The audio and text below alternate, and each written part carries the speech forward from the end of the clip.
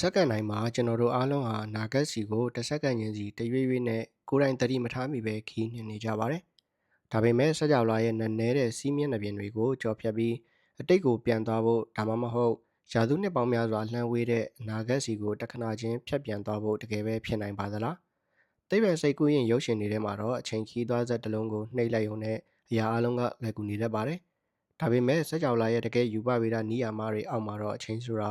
ာကျွန်တော်တို့နိုင်ငံမှာချိန်ထားတဲ့နိုင်ရီတွေလို့ပုံသေးစီစဉ်နေတဲ့အရာတစ်ခုမဟုတ်ပါဘူး။လွန်ခဲ့တဲ့နှစ်ပေါင်းရာနဲ့ချီကတည်းကလူသားတွေဟာအချိန်ကိုအရာအလုံးအတွက်တူညီတဲ့မြည်ရည်တစ်စင်းလိုစီစဉ်နေတယ်လို့ယူဆခဲ့ကြပါတယ်။ကမ္ဘာပေါ်ကလူတစ်ယောက်အတွက်ဂုံဆုံးသွားတဲ့တနာရီဟာစကြဝဠာရဲ့အခြားတစ်ဖက်ကကျယ်တဲ့ဝင့်ပေါ်မှာလည်းတနာရီပဲလို့အိုင်းဆက်နျူတန်လိုပညာရှင်တွေကယုံကြည်ခဲ့ကြတာပါ။ဒါပေမဲ့20ရာစုအစောပိုင်းမှာထွက်ပေါ်လာတဲ့ဂျာမန်ယူပဗေဒပညာရှင်Albert Einstein ရဲ့တွေးရှိချက်ကလူသားတွေရဲ့အချိန်ပေါ်ယူဆကိုအမြင့်ကနေလှုပ်ခါပစ်ခဲ့ပါတယ်။အချိန်ဆိုတာလူတိုင်းအတွက်နေရာတိုင်းအတွက်အတူညီမနေပဲကွေးညွှတ်လို့ဆွဲဆန့်လို့ရတဲ့နှိုင်းရသဘောတရားဖြစ်နေလို့ပါပဲ။ဒီနေရာမှာမေးစရာတစ်ခုထွက်လာပါတယ်။အချိန်ကတကယ်ပဲပုံသေးမဟုတ်ပဲပြောင်းလဲနိုင်တယ်ဆိုရင်ကျွန်တော်တို့ဟာယူပဗေဒနိယာမတွေကိုသုံးပြီးအချိန်ခီးသွားလို့တကယ်ပဲရနိုင်မလား။ဒီမေးခွန်းရဲ့အဖြေကိုသိဖို့အတွက်အရင်ဆုံးကျွန်တော်တို့လက်ရှိသိပ္ပံပညာကတည်တည်ပြထားပြီးသားဖြစ်တဲ့အနာဂတ်စီခီးသွားခြင်းအကြောင်းကိုကြည့်ရပါမယ်။သိပ္ပံပညာရဲ့လက်ရှိတည်တည်ပြချက်တွေအရအနာဂတ်စီခီးသွားခြင်းဟာ theory တသက်မဟုတ်ပါဘူး။တကယ်ကိုဖြစ်နိုင်ပြီးလက်တွေ့လည်းစမ်းသပ်အောင်မြင်ထားတဲ့အမှန်တရားဖြစ်ပါတယ်။ Einstein ရဲ့ဒုနှိုင်းရ theory အရအရာဝတ္ထုတစ်ခုဟာအလင်းရဲ့အလျင်နှုန်းနီးပါးမြန်သွားနိုင်လေအဲ့ဒီအရာဝတ္ထုအတွက်အချိန်ဟာအပြင်ကလူတွေထက်ပိုပြီးနှေးကွေးသွားလေဖြစ်ပါတယ်။ဒါကိုယူပဗေဒမှာအချိန်ဆွဲဆန့်မှု time dilation လို့ခေါ်ပါတယ်။ဥပမာအားဖြင့်ညီကိုမွာနှစ်ယောက်ရှိပြီးတယောက်ကကဘာပေါ်မှာကြံခဲ့ကနောက်တစ်ယောက်ကအလင်းအလင်းရဲ့69ရာနှုန်းရှိတဲ့ဒုံးမြန်နဲ့အာကာသထဲခီးထွက်သွားတယ်ဆိုကြပါစို့။အာကာသထဲကအမွှာအတွက်ရုပ်ပိုင်းဆိုင်ရာအရာရွေရှားမှုမြန်နေတဲ့အတွက်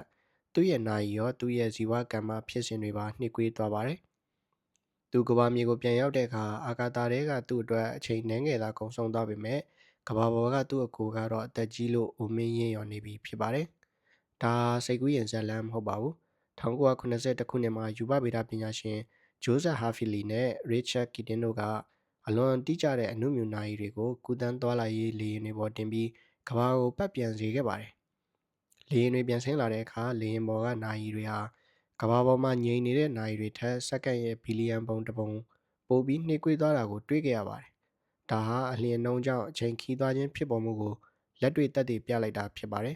။ဒါရင်မကသေးပါဘူး။အထွေထွေနှိုင်းရ theory အရဒရက်ဆွဲအားကလည်းအချိန်ကိုနှေးကွေးစေပါတယ်။ဒရက်ထုလွန်ကြီးမားတဲ့အရာဝတ္ထုတွေဥပမာတွင်းနက်ကြီးတွေဒါမှမဟုတ်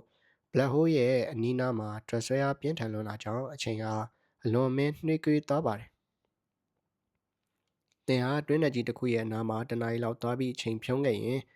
ကဘာပေါ်မှာတော့နှစ်ပေါင်း10ချီရာချီကုန်ဆုံးသွားနိုင်ပါတယ်။ဒါကြောင့်အနာဂတ်စီကိုသွားဖို့ဆိုရင်အလွန်မြန်တဲ့ဒုံးမြန်တစ်စီးဒါမှမဟုတ်ပြင်းထန်တဲ့ဒရက်ဆွဲအားရင်းမြစ်တစ်ခုပဲလိုအပ်တာဖြစ်ပြီ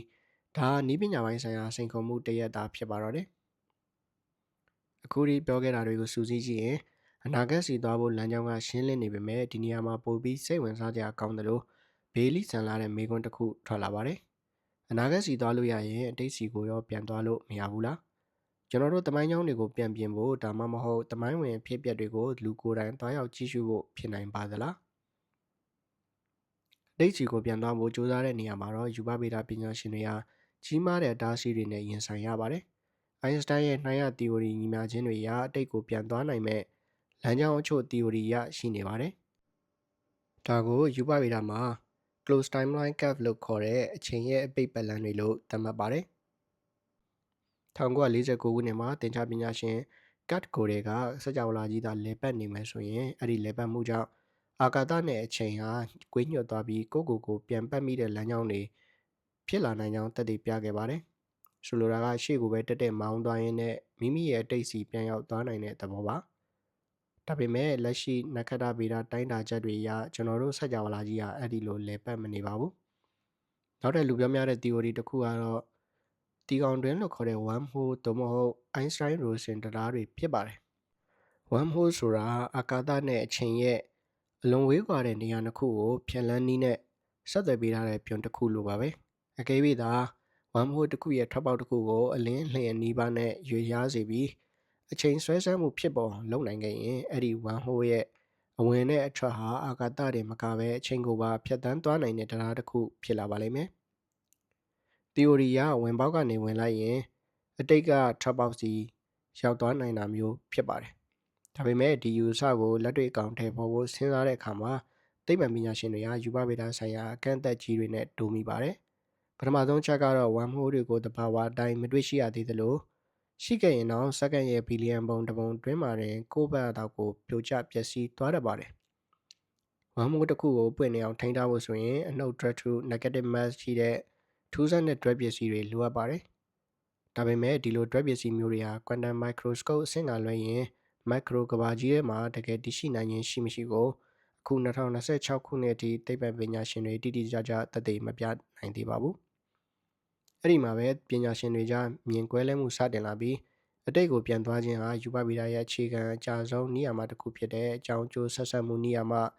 causality ကိုချိုးဖောက်ရာရောက်နေတယ်လို့ထောက်ပြလာကြပါတယ်။အတိတ်ကိုခီးသွားခြင်းရဲ့အကြီးမားဆုံးပြဿနာကတော့ယူပဗေဒဆိုင်ရာနည်းပညာမဟုတ်ပဲဝီယောဓိတွေဖြစ်ပါတယ်။လူသိများဆုံးကတော့အဖိုးဖြစ်သူတပ်ဖြတ်မှုဝီယောဓိ grandfather paradox ပါပဲ။သင်ဟာအတိတ်ကိုပြန်သွားပြီးတင့်ဖေကိုမမွေးဖွားခင်မှာတင့်ရဲ့အဖိုးကိုတတ်မိခဲ့တယ်လို့ဆိုကြပါစို့။အဖိုးမရှိရင်တင့်ဖေမမွေးနိုင်တော့ပါဘူး။အဖေမရှိရင်တင်ကိုယ်တိုင်လည်းလူဖြစ်လာစရာအကြောင်းမရှိပါဘူး။ကြွေးတင်သာလူဖြစ်မလာခဲ့ရင်အတိတ်ကိုပြန်သွားပြီးအဖိုးကိုတတ်ဖို့ဆိုတာဘယ်လိုမှမဖြစ်နိုင်တော့ပါဘူး။ဒီလိုအကြောင်းကျိုးတန်တရားလဲပြီးရှေးနောက်မညီညွတ်မှုတွေဖြစ်လာတာကိုဝီယောဓိလို့ခေါ်ပါတယ်။ဒီပြဿနာကိုရှင်းဖို့အတွက်သိပ္ပံပညာရှင်တွေနဲ့ဒသနပညာရှင်တွေကယူဆနှစ်ခုကိုတင်ပြကြပါတယ်။ပထမတစ်ခုကတော့ quantum mechanics ရဲ့စကြဝဠာများပြားတည်ရှိမှုယူဆဖြစ်ပါတယ်။ဒီယူဆအရအသင်တိတ်ကိုပြန်သွားပြီးအဖိုးကိုတက်လိုက်တဲ့အခိုက်အတန့်မှာစကြဝဠာဟာလမ်းခွဲနှစ်ခုဖြစ်ကွဲထွက်သွားပါတယ်။သင်ဟာမူလစကြဝဠာထဲကတိတ်ကိုသွားတာမဟုတ်ပဲသင်ဝင်ရောက်သွားတဲ့ parallel universe အသစ်တစ်ခုရဲ့အတိတ်ကိုပြောင်းလဲလိုက်တာဖြစ်လို့သင်ရဲ့မူလတည်ရှိမှုကိုမထိခိုက်တော့ဘူးလို့ယူဆကြပါတယ်။ဒါပေမဲ့ဒါဟာ theory အဆင့်သာရှိပါသေးတယ်။ကျော်ကြားတဲ့ယူပဗေဒပညာရှင် Stephen Hawking ကတော့ကွဲပြားတဲ့အမြင်ရှိပါတယ်။သူက chronology protection conjecture အချိန်သမိုင်းကာကွယ်ရေးယူဆကိုတင်ပြခဲ့ပါတယ်။စကြဝဠာကြီးရဲ့ယူပဗေဒနိယာမတွေဟာအတိတ်ကိုပြန်သွားပြီးသမိုင်းကြောင်းတွေကိုရှုပ်ထွေးအောင်လုပ်မဲ့ကိစ္စတွေကိုတဘာဝလျောက်တားဆီးထားတယ်လို့သူကယူဆပါတယ်။အတိတ်ကိုသွားမဲ့စက်ဝိုင်းပတ်လန်တွေဒါမှမဟုတ်ဝမ်မိုးတွေစတင်ဖြစ်ပေါ်လာတာနဲ့တပြိုင်နက်ကွမ်တမ်ဖြာထွက်မှုစွမ်းအင်တွေဟာအစမတန်တိုးပွားလာပြီးအဲ့ဒီအချိန်ခီးသွားလမ်းကြောင်းကိုချက်ချင်းပျက်စီးသွားစေတယ်လို့သူကသက်သေပြဖို့ကြိုးစားခဲ့ပါတယ်။ဟော့ကင်းကရေစရာအနေနဲ့ပြောပူတာကတော့အကယ်၍တိတ်ကိုသွားဖို့တကယ်ဖြစ်နိုင်ရင်ကျွန်တော်တို့စီကိုအနာဂတ်ကလာတဲ့ကဘာလက်ခီးသည်တွေဘာလို့တယောက်မှရောက်မလာကြတာလဲဆိုတာပါပဲ။ဒါပေမဲ့အချိန်ရဲ့နှိုင်းရဖြစ်မှုနဲ့နေရာဒေသလိုက်အချိန်ကုန်ဆုံးမှုမတူညီတဲ့သဘောတရားတွေကိုရှေးအောင်စာပေတွေနဲ့ယဉ်ကျေးမှုတွေထဲမှာလည်းစိတ်ဝင်စားစရာတွေ့ရှိရတတ်ပါတယ်။ဒီချက်ကနောက်ပိုင်းမှာခေတ်သစ်သိပ္ပံနဲ့ရှင်ကြည့်စရာဖြစ်လာပါတယ်။ဒီနေရာမှာစိတ်ဝင်စားစရာကောင်းတာကခေတ်သစ်သိပ္ပံပညာကရှာဖွေတွေ့ရှိခဲ့တဲ့အချိန်ဆွဲဆန်းမှုသဘောတရားဆိုလိုတာကနေရာဒေသတစ်ခုနဲ့တစ်ခုအချိန်ကုန်ဆုံးမှုမတူညီတဲ့ယူဆကိုဗုဒ္ဓဘာသာစာပေတွေထဲမှာကမ္ဘာဦးစကြဝဠာဗေဒရှုထောင့်အနေနဲ့ဖော်ပြထားတာတွေ့ရပါတယ်။ဗုဒ္ဓကျမ်းစာလားတုတ်တန်ဒေသနာတွေဥပမာအင်ကုတ္တရနိကေဥပောသရတုတ်ထဲမှာလူပြည်ရဲ့အချိန်နဲ့နတ်ပြည်6ထက်ရဲ့အချိန်ကုန်ဆုံးပုံကွာခြားချက်တွေကိုတိတိကျကျဖော်ပြထားပါတယ်။ကျမ်းစာအရလူပြည်ရဲ့နှစ်ပေါင်း90ဟာစတုမာတဲ့နတ်ပြည်ရဲ့တရက်နဲ့တညသာဖြစ်ပြီးလူပြည်ရဲ့နှစ်ပေါင်း100ဟာတာဝရိန်သာနတ်ပြည်ရဲ့တရက်နဲ့တညဖြစ်တယ်လို့ဆိုပါတယ်။ဒီချက်ကိုခေတ်သစ်သိပ္ပံရဲ့အိုင်းစတိုင်းနှိုင်းရသီအိုရီနဲ့တိုက်ရိုက်တူတယ်လို့မဆိုနိုင်ပေမဲ့စဉ်းစားပုံချင်းမှာစိတ်ဝင်စားစရာရှင်းကြည့်နိုင်တဲ့အချက်တွေရှိပါတယ်။အိုင်းစတိုင်းကရုပ်ပိုင်းဆိုင်ရာအလျင်နှုန်းနဲ့ဒွတ်ဆွဲအားကြောင့်အချိန်ကွဲပြားတာကိုသင်္ချာနီးကျသက်သေပြခဲ့တာဖြစ်ပြီး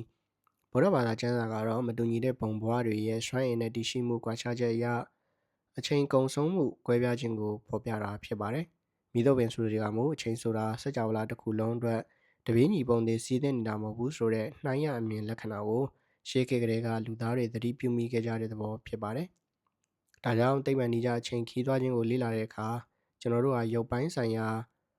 ာယူပဗေဒနိယာမတွေကိုဒါမှကအချိန်ရဲ့သဘောတဘာဝဟာကျွန်တော်တို့ထင်ထားတာထက်ပုံမနက်နဲ့စမ်းကြကြောင်ကိုဘာသာရဲ့မျိုးစုံရဲ့ရှုထောင့်ကနေမြင်တွေ့နိုင်တာဖြစ်ပါတယ်။လက်ရှိခေတ်သစ်ယူပဗေဒရဲ့ရလဒ်တွေကိုပြန်လည်သုံးသပ်ကြည့်ရင်အချိန်ခီးသွားခြင်းဟာ စိတ်ကူးရင်တက်မဟုတ်တာတော့သိကြပါတယ်အနာဂတ်စီကိုအချိန်ဆွဲဆန်းမှုနီးလန်းနဲ့တွားဖို့ကတော့စက်ရောက်လာရဲ့နီးရမှာတွေကခွင့်ပြုထားပြီးသားဖြစ်ပါတယ်ဒါပေမဲ့အတိတ်စီကိုပြန်သွားဖို့ကတော့ theory ရညီမျှခြင်းချုပ်မှာဖြစ်နိုင်ခြေရှိနေပေမဲ့လက်တွေ့ကဘာမှာတော့ဝီယောဒီတွေနဲ့အချိန်သမိုင်းကာဝေးနီးရမှာတွေကြောင့်ဖြစ်နိုင်ခြေအလွန်နှဲပါနေစေဒါမှမဟုတ်လုံးဝမဖြစ်နိုင်တဲ့အခြေအနေမှာရှိနေပါတယ်နောက်တစ်ချိန်မှာ quantum mechanics နဲ့အထွေထွေနှိုင်းရ theory တို့ကိုပေါင်းစပ်ပေးမယ် quantum transfer theory of quantum gravity ကိုလူသားတွေပြေဝရှာဖွေတွေ့ရှိသွားတဲ့အခါကျမှသာအချိန်ရဲ့တကယ်လျှို့ဝှက်ချက်တက္ကမကြီးပွင့်သွားမှာဖြစ်ပါတယ်အဲ့ဒီအချိန်ထိတော့အချိန်ခီးသွားခြင်းဟာကျွန်တော်တို့လူသားတွေအတွက်စိန်ခေါ်မှုရှိဆုံးနဲ့စိတ်လှုပ်ရှားစရာအကောင်းဆုံးသိပ္ပံပေးလီကြီးတစ်ခုဖြစ်ဆက်ကြောလာတဲ့မှာဆက်လက်တရှိနေအောင်မှာဖြစ်ပါတယ်ဗီဒီယိုလေးကိုဆုံးထိကြည့်ရှုပေးတဲ့အတွက်ကျေးဇူးတင်ပါတယ်နောက်ထပ်လည်းဒီလိုစိတ်ဝင်စားစရာအကြောင်းအရာတွေကိုဆက်လက်တင်ဆက်ပေးသွားအောင်မှာမို့ channel လေးကို subscribe လုပ်ထားပေးကြပါအောင်ခင်ဗျာဗီဒီယိုလေးကိုကြိုက်နှစ်သက်တယ်ဆိုရင် like လုပ်ခဲ့နိုင်ပါတယ်နောက်ဗီဒီယိုလေးမှာပြန်တွေ့ကြပါမယ်ခင်ဗျာ